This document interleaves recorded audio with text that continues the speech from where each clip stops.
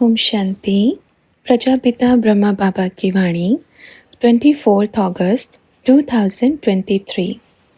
मुरली का सार है, मीठे बच्चे, जिसने ज्ञान का आईना अपनी तरफ किया वो बड़े से बड़ा महात्मा कहलाएगा, और जिसने ज्ञान का आईना दूसरों को दिखाना शुरू किया वो एकदम नीचे की तरफ जाएगा।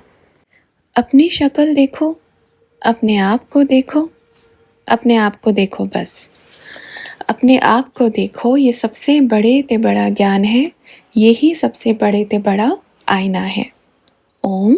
सभी बच्चे कैसे हैं? अच्छे हैं या बहुत अच्छे हैं? तो बच्चों ने कहा बहुत बहुत बहुत अच्छे हैं बाबा। तो बाबा ने कहा वाह, अच्छा बच्चों, सब खुश हो, एकदम ओके? कहीं दिल में थोड़ा थोड़ा कुछ तो नहीं है? किसी की दिल अगर बाप से लगी होगी तो दिल दुखी नहीं होगा, अगर किसी और से लगी होगी तो दिल दुखी होगा। दिल में बाप होगा तो खुशी मिलेगी, और दिल में कोई और होगा थोड़े समय की खुशी, उसके बाद फिर दुख मिलेगा। तो दिल में कौन होना चाहिए? मेरा बाबा। बाबा कितना मीठा है। आज बाबा ने आप सभी बच्चों को याद प्यार दिया है। आज सतगुरु ने आप सभी बच्चों को याद प्यार दिया है। सतगुरु माना भूलना मत, हमेशा याद रखना। भले ही बच्चे बारी बारी ये कहें कि बाबा बारी बारी याद क्यों दिलाते हैं कि सतगुरु माना कौन? सतगुरु माना साथ ले जाने वाला। देखो, अपना बाबा, इतना मीठा बाबा आता है और सबकी मन की मैल को धोकर चला जाता है। ऐसा ही है ना?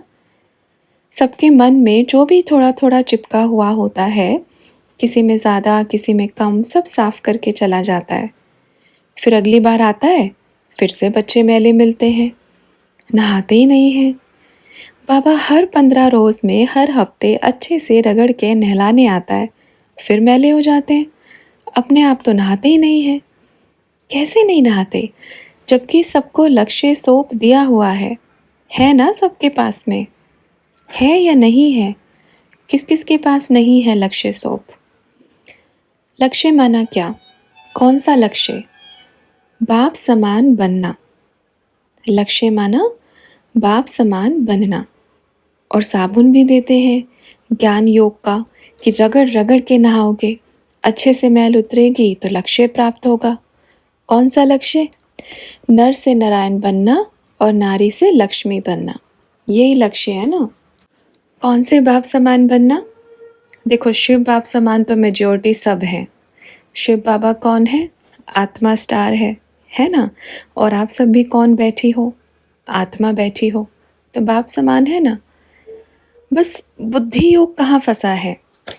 देह में अटका हुआ है। आत्मा तो सब है, पर बुद्धि का योग देह में अटका हुआ है। चलो, बाबा ने कहा कोई बात नहीं, देह में अटका तो बनो। किसके जैसा बनो? नर से नारायण और नारी से लक्ष्मी जैसा। बाबा ने कहा पुस्तक पढ़नी है आत्मा की। अगर हम बोलेंगे मैं फलाना हूँ, मैं ये हूँ, मैं वो हूँ, तो क्या बनेंगे? पुस्तक कौन सी पढ़नी है? आत्मा की पढ़नी है। मैं आत्मा लक्ष्मी भी बन सकती हूँ, नारायण भी बन सकती हूँ।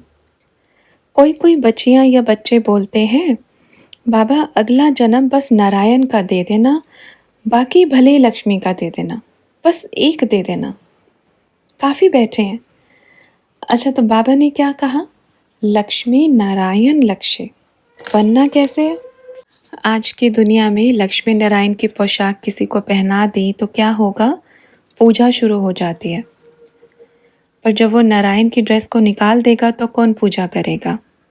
आज भी देखो आपके शरीर के वस्त्रों की कितनी पूजा होती है, तो आप चैतन्य में कौन हो? तो किसी ने कहा बाबा वस्त्र उतारने के बाद भी जो सीरियल में राम बना था, लोग उसके पैर छूते हैं।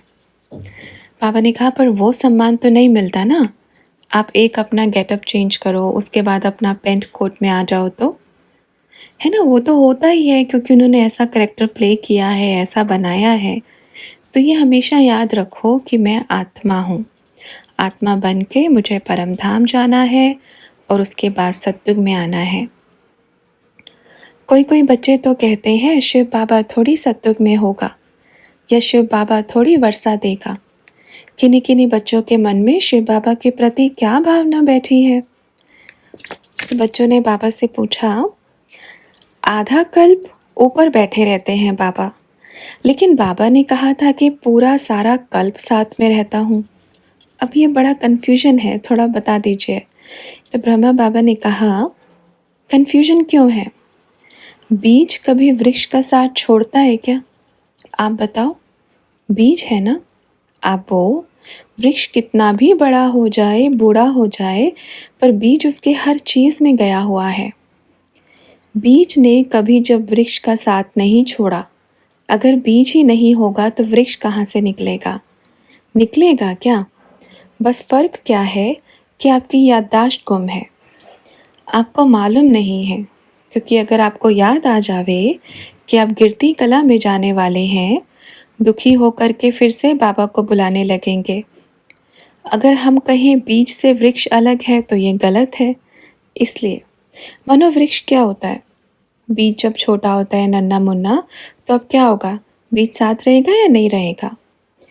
बीज से ही तो पूरा वृक्ष फूटा है। अब चाहे वृक्ष कितना भी बड़ा हो जाए, पर उसके बिना जड़ के कैसे होगा? तो ये उदाहरण के तौर पे दिया है बैनियन ट्री। बैनियन ट्री का मिसाल दिया है ना। बिना जड़ के इतना बड़ा वृक्ष निकलता था क्या? अब बैनियन ट्री के जंगल में जाना, आपको हर जगह जड़ दिखाई देगी। जो मेन जड़ है, जो मेन वृक्ष है, वो दिखाई ही नहीं देगा। क्योंकि ये जो चक्र है, ये भूल भुलैया का खेल है। और क्योंकि ये भी मालूम नहीं है कि भले ही तना सड़ गया है ही नहीं जड़, पर ये तो होगा ना कि जड़ होगी कहाँ। जैसे आज सारी दुनिया भटकी हुई है, कहाँ भटकी हुई है, किस में भटकी हुई है कि भगवान कहाँ है। अब ऐसे भटकी हुई है, हर तने को देखती है तो सोचती है यही जड़ होगी, यही जड़ होगी। ऐसे ही हर धर्म गुरु के पास या किसी के भी पास जाते हैं तो क्या बोलते हैं? यही भगवान है, यही भगवान है। पर वास्तव में बाबा कौन है? वो निराकार है। वह परमपिता परमात्मा है जो सबकी आँखों से ओझल है। वो कहाँ है? बोलते हैं वही बता सकता हूँ कि मैं कहाँ हूँ। अपना परिचय स्वयं परमपिता परमात्मा ही दे सकता है। नहीं तो इस दुनिया के भूल भुलैया में कोई किसी का परिचय नहीं दे सकते। जैसे कहते हैं ना, भक्ति मार्ग में भटकते रहे, भगवान कहाँ है, भगवान कहाँ है। ऐसे ही है ना, भटकते रहे ना, लास्ट में भटकन होकर के फिर सही में बाप मिल जाता है।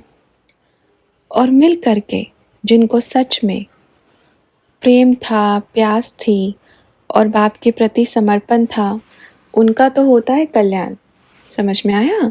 जिनको सच में बाप से मिलने की लगन थी, प्रेम था, प्यास थी उसके प्रेम की, तो उन आत्माओं का कल्याण हो जाता है। और जिनको ढूंढते ढूंढते भटकने की आदत पड़ जाती है, वो भटकते रहते हैं।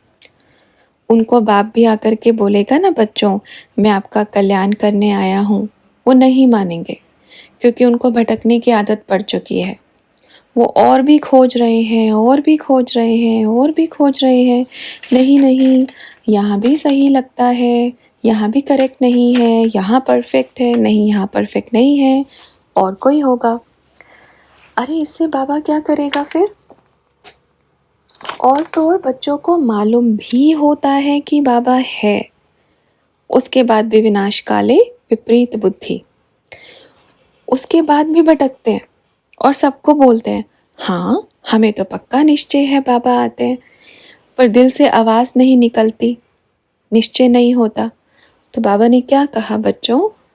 अपने दिल रूपी दर्पण में देखो, क्या मैं बाप से प्यार करता हूँ? क्या मेरी दिल बाप से लगी हुई है या नहीं लगी हुई है? इसलिए भटकने के संस्कार से मुक्त हो जाओ तो कल्याण होगा। अगर अभी भी भटकते ही रहे तो ये पूरे 5000 साल की शूटिंग हो रही है। ये संगम युग लास्ट समय चल रहा है, पूरे कल्प ही भटकते रहेंगे।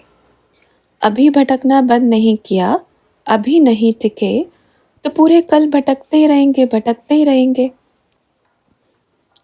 जैसे भक्ति मार्ग में भटकते हैं ना, फिर ये उनकी कहानी में आएगा कि दिखाते हैं कि भगवान ने आकर दर्शन भी दिए, आए भी, मिले भी, तो भी क्या कहा, मायावी है। ये उनकी निशानी होगी जो बाप को मायावी बोलते हैं। इसलिए बाबा बोलते हैं बच्चों, अपना कल्याण करना, अपना कल्याण करना। कई तो चलते हैं दूसरों का कल्याण करने, खुद का कल्याण नहीं होता। दूसरों को समझाने चलते हैं पर खुद बेसमझ है। दूसरों को ज्ञान का आईना दिखाते हैं पर खुद अज्ञानी है।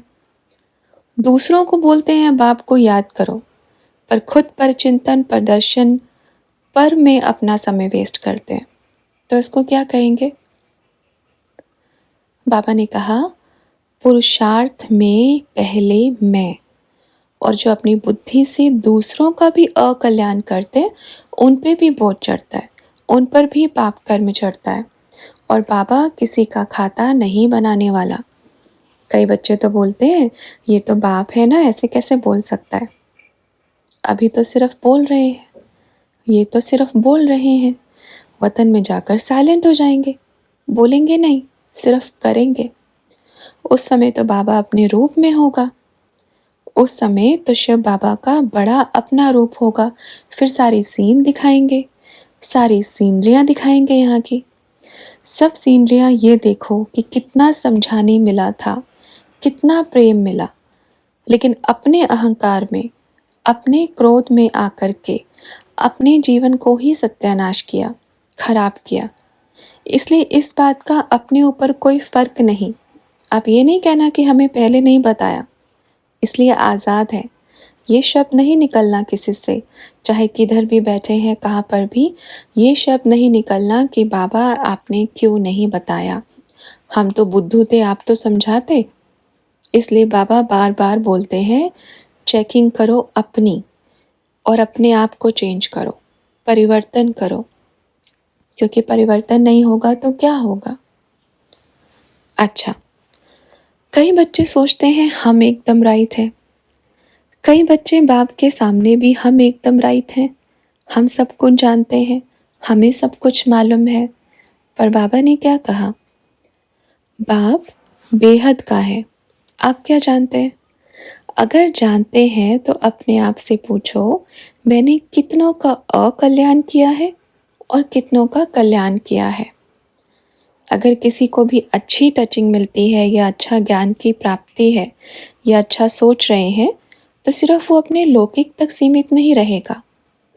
और ऐसे तो बच्चे हैं कि उनसे लौकिक वाले भी, अब जैसे कई बार बोलते हैं ना कि लौकिक तक सीमित नहीं रहेगा, उनसे और भी अनेकों बच्चे खुश होंगे, संतुष्ट होंगे, उनका कल्याण होगा, वो अनेकों की सेवा करेंगे।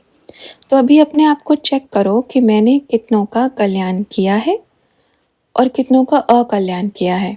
सभी बच्चे अच्छे से जानते हैं। वंडरफुल बात तो ये है कि जो सुनते हैं ना, अगर ये बात दिल में बिठा लें कि ये मेरे लिए है, तो परिवर्तन बहुत जल्दी होगा। परिवर्तन क्यों नहीं हो रहा है? क्योंकि सोचते हैं ये उसके लिए है, ये उसके लिए है, ये उसके लिए है। बाबा ने कहा ये किसी के लिए नहीं है, ये जो सुन रहा है ये उसके लिए है, हर किसी के लिए है। ये चीज़ हमेशा याद रखना। ये बाप की मुरली किसके लिए है? मेरे लिए है ना? आईना कौन देखने जाते हैं? आप ना? या सारा दिन दूसरों के सामने लेकर खड़े रहते हैं, देखो अपनी शक्ल, देखो अपनी शक्ल। लेकिन इस स्थूल चीज़ में तो अपने आप को आईने में देखते हैं, पर सूक्ष्म में ज्ञान के मामले में क्या करते हैं? दूसरों के सामने आईना लेकर खड़े रहते हैं, ये देखो अपनी शक्ल देखो, ये देखो आप क्या कर रहे हो, आप गलत कर रहे हो, आप दूसरों के साथ गलत कर रहे हो या आप वो कर रहे हो। काश वो आईना आपकी तरफ घूमता और आपको अपनी शक्ल दिखाई देती कि क्या क्या चेहरे पर लगा है। ज्ञान का आईना जिसने खुद की तरफ किया, वो बड़े से बड़ा महात्मा बनता है। महात्मा माना महान आत्मा। ये समझ में आया सबको? जिसने ज्ञान का आईना अपनी तरफ किया वो बड़े ते बड़ा महात्मा कहलाएगा, और जिसने ज्ञान का आईना दूसरों को दिखाना शुरू किया तो वह एकदम नीचे की तरफ जाएगा, क्योंकि उसको अपनी शक्ल ठीक करने का टाइम ही नहीं है, क्योंकि वो दूसरों के सामने आईना पकड़ के खड़ा है तो उसके दोनों हाथ, आँख, कान, मुख सब बिजी हैं, तो अपनी शक्ल कैसे सुधारेगा? नहीं सुधार सकता। तो क्या करना है? बड़े ते बड़ा ज्ञान क्या कहता है? अपनी शक्ल देखो, अपने आप को देखो, अपने आप को देखो। ये सबसे बड़े ते बड़ा ज्ञान है, ये सबसे बड़े ते बड़ा आईना है। जो दूसरों को दिखाते घूमते हैं ना सारा दिन और सोचते रहते हैं अभी उसको दिखाना है, अभी इस पॉइंट को लेकर के उसको आईना दिखाना है, अभी इस पॉइंट को सोच करके उसको अकल दिलानी है। ये अकल किसी को नहीं, इससे तो आप दूसरों को अकल बांट बांट के खुद बेअकले बन रहे हो। चलो वो तो देख लेगा आईना, मेरी शक्ल है, मुझे तो ठीक करना है। पर आप तो दूसरों को क्या कर रहे हो? दूसरा तो ठीक कर लेगा, उसका क्या है? उसको तो फ्री में आईना दिखाने वाला मिला हुआ है, उसको तो बहुत टाइम मिल गया अपनी शक्ल को ठीक करने का। अच्छा है ना, वो तो राजा की जैसे है आज भी। क्यों? देखो, नौकर आईना लेकर सामने खड़ा है ना, राजा के सामने, तो वो तो राजा हुआ। तो अपने आप को देखो। हर किसी को यही कहेंगे, बाप की शिक्षा हर किसी के लिए है, हर किसी के लिए कि सिर्फ देखना है तो अपने आप को देखो, चाहे कोई भी हो, बाहर दुनिया में, यहाँ पर, सेंटर पर, मधुबन में, कहाँ पर भी बैठा हो। वो ऐसा कर रहा है या वो ऐसा कर रही है, वो तो अपना कार्य कर रहा है, वो तो बाप की श्रीमत का पालन कर रहा है, वो तो जो है जैसा कर रहा है। पर आप क्या कर रहे हो? तो हर एक बच्चे के लिए ये बाबा सबके लिए बोल रहे हैं जो बाप से प्रेम करते हैं। बाप को कोई तो बोलते हैं कि हम बाप को अच्छे से मानते हैं, ऐसे बच्चे सुने। बाप को हम मानते हैं, हम तो शिव बाबा को मानते हैं, हम तो ब्रह्मा बाबा को मानते हैं, ऐसा बोलते हैं। पर बाप कहेगा कुछ नहीं मानते, क्योंकि जो बाप की नहीं मानता वो बाप को भी नहीं मानता। अच्छा, ये मुरली का फर्स्ट पार्ट है। आगे और भी मुरली है, बाबा से बहुत सारे रूहानी क्वेश्चंस आंसर्स किए हैं जो हम नेक्स्ट मुरली में कंप्लीट करेंगे। ओम शांति।